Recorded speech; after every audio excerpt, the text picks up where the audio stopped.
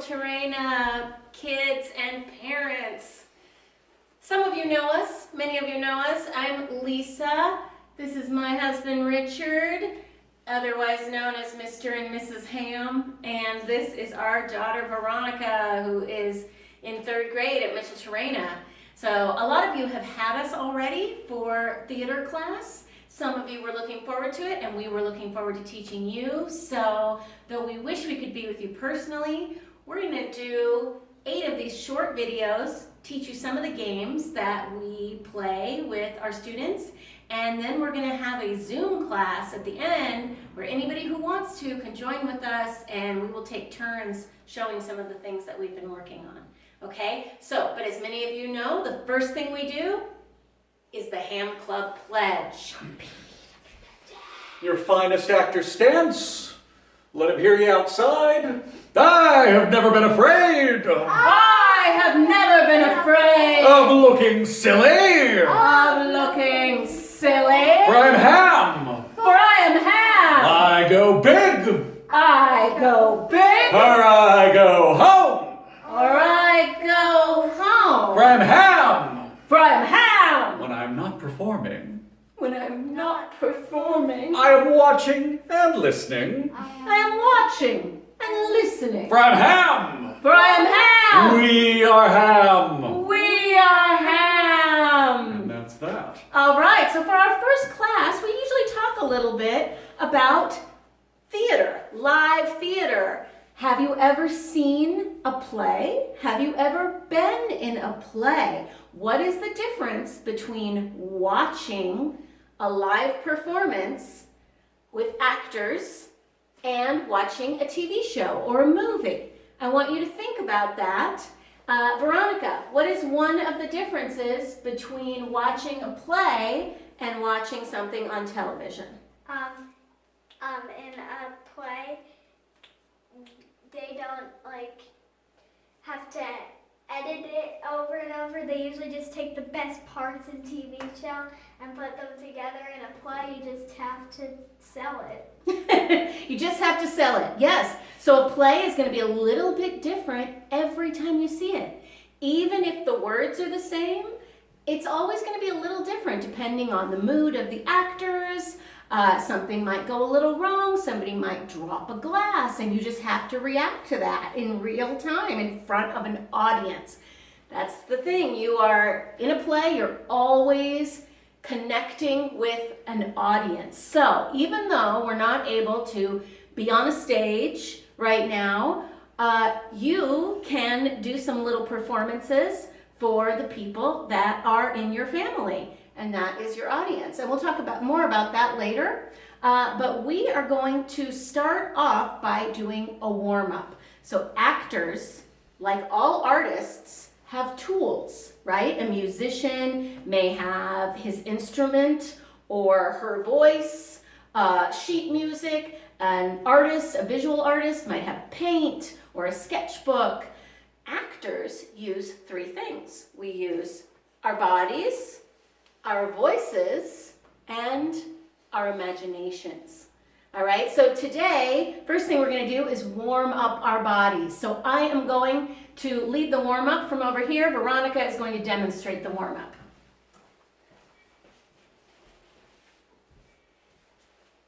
Crouch down. Make your body as small as it can be. Take up as little space as you can. You're a seed. Above you, the earth is becoming warm, and you can hear a gentle rain falling. It is spring. It is time to sprout. Let your body start to unfold very slowly until you can feel yourself starting to sprout out of the earth. The sun is shining warm on you as you grow in slow motion, until your face looks up and meets the sun. Your arms are bright green leaves that lift up high toward the sky. A gentle wind makes you sway left and then right. Your leafy arms sway too, slowly in the breeze. You feel very relaxed under the lazy afternoon sun. Good. Now I want you to drop your arms to the side, actor neutral. That means feet in front of you about hip distance apart, arms hanging loose and relaxed at your side, and looking forward, waiting for direction from your director or teacher. All right, so we're going to just shake out any wiggles or tension or anything in our body. We're going to start with your right arm with me. 1, 2, this is your right arm.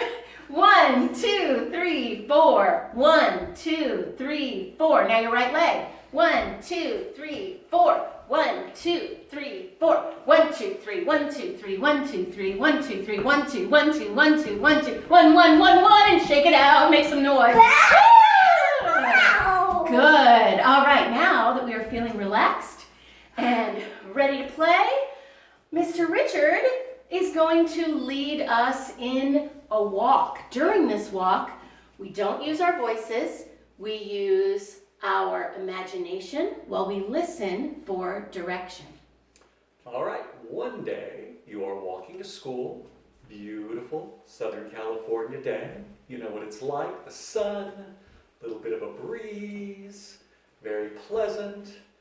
But as you're walking along, the sun goes behind a cloud and the breeze gets a little bit cooler. And then you feel that first drop of rain on your head, followed by another, and another, and another, and another, until it is absolutely 100% raining, a pour down, a downpour even. You can barely see in front of you to move around. Your clothes are soaked. You're wearing sandals with socks, so your socks are just completely soaked.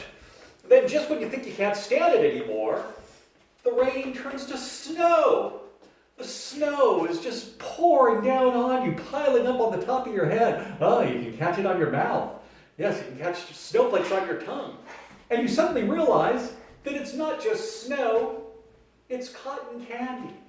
It's snowing cotton candy, which is delicious. Just eat that cotton candy right out of the air. Yeah, try to keep it out of your hair and your clothes, certainly. Just when you think you can't eat any more cotton candy, it starts to rain hot buttered popcorn. Oh, it smells so good. It's not hot, it's warm. It's nice warm buttered popcorn. Smells good, tastes good. It falls to the ground and it mixes with the cotton candy, making essentially kettle corn, which you can make kettle corn balls out of and throw at one another, or just eat. You can do that as well.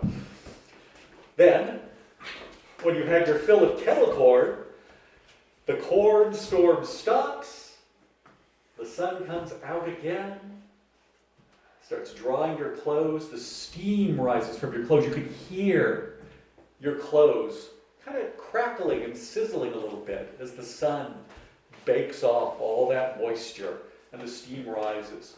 Steam smells delicious. It's cotton candy and popcorn and butter, steam rising from your body. Smells so nice. Of course, you realize that you are up to your ankles in popcorn and cotton candy while you're walking, which is... I guess you could make an angel in that, too, if you wanted to. You could make a popcorn angel. And then, just when your feet are getting so sticky you don't think you can walk anymore, you finally arrive at school, and you tell your teacher everything that happened on your walk to school. Thank you. All right, so we're going to do a few of those walks in the next few weeks. You can do all kinds of different things. You can do animals, you can do ages, you can do different sensory things, different places. So we'll show you some of those. These are all things that you can do at home with your family too. All right, so next thing we're going to do is we're going to use our imaginations to access feelings and think about how those feelings show in our face and our body. So we are going to imagine that we have some masks in front of us, right? I'm going to start with one, and these are masks that show different emotions, different feelings. So I'm going to start with one. I'm going to let it show on my face and my body, and they're going to guess what feeling is on my mask. All right, ready? Happy. Excited. Happy. Happy is right. All right, Veronica, you're next. Face the class. Back up a little bit.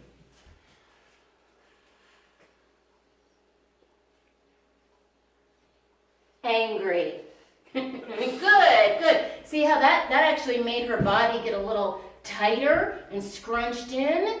Anger might make you bigger, or it could make you smaller. Think about how it feels and how it shows on your face and your body.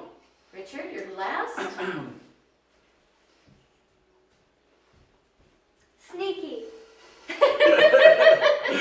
It's not really an emotion, but it's something that you can show on your face and body.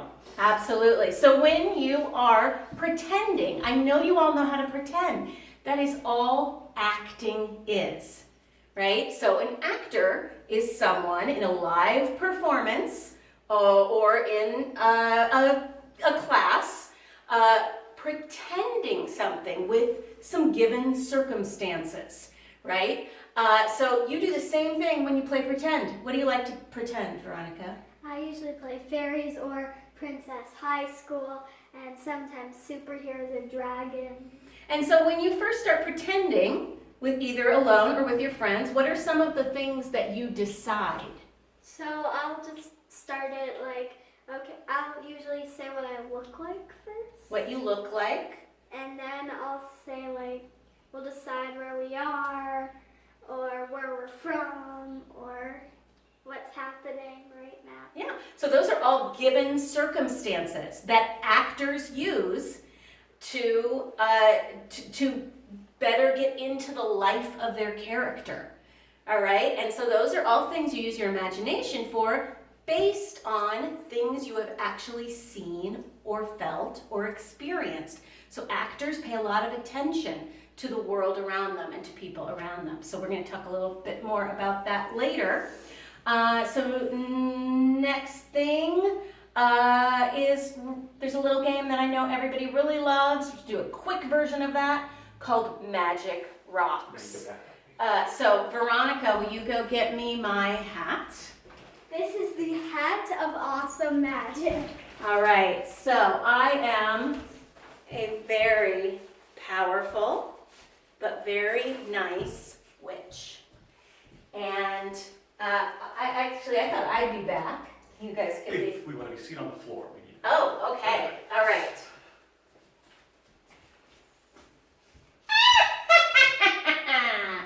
I have these magic rocks. Do you see my rocks? When I give a command, they turn into anything I desire. Magic rocks turn to elephants.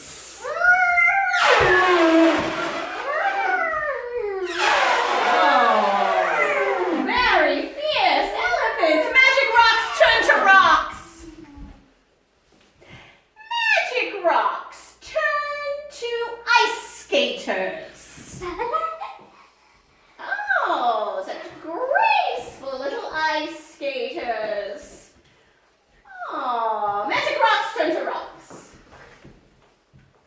Magic rocks turn to robots. Big, big, big, big, big, big. Magic rocks turn to rocks. Magic rocks turn to kitty cats.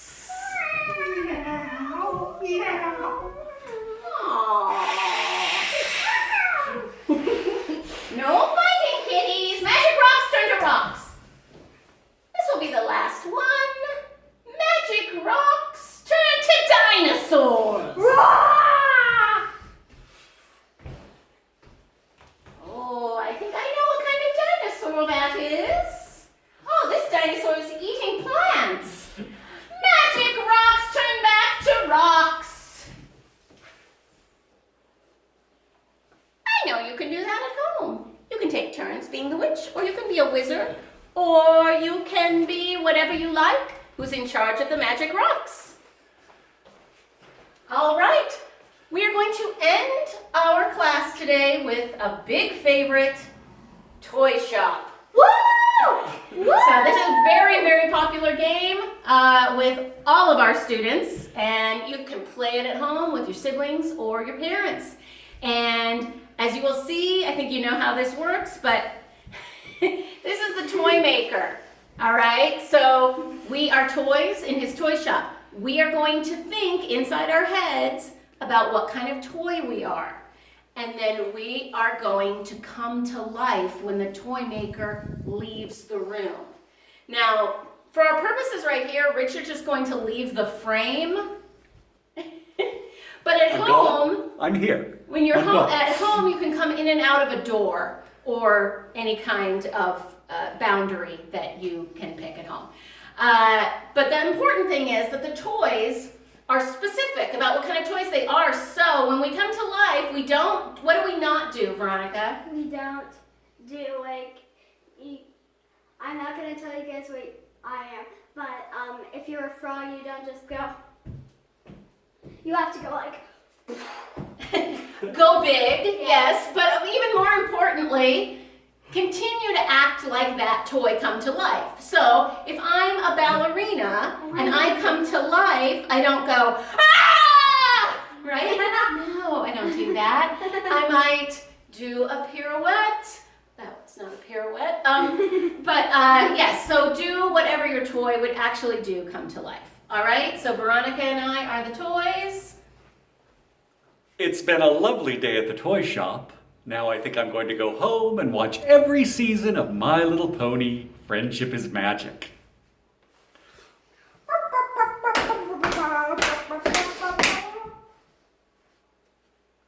Odd.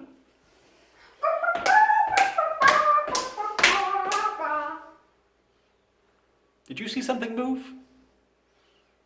Nah.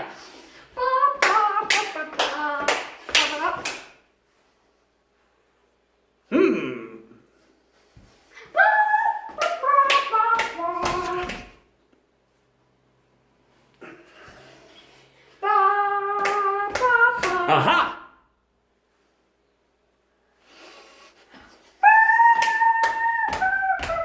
Gotcha! I swear those toys are moving. All right, so you get the idea. This goes on until the toy maker catches one of the toys moving.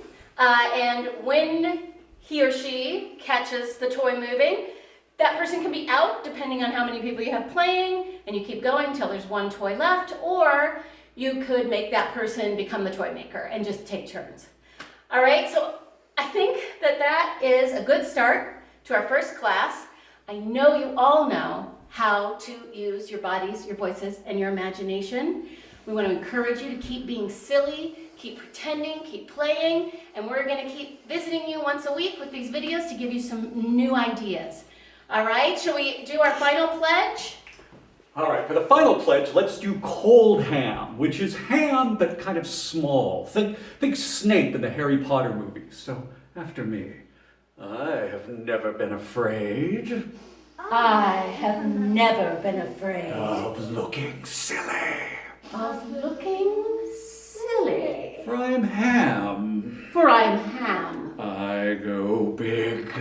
I go big. Or I go home. For I go home. For I am ham. For I am ham. When I'm not performing, When I'm not performing, I am watching and listening. I am watching and listening. For I am ham. For I am ham. We are ham. We are ham. Do that every day. Bye, everybody. Bye, bye. We miss you. Bye.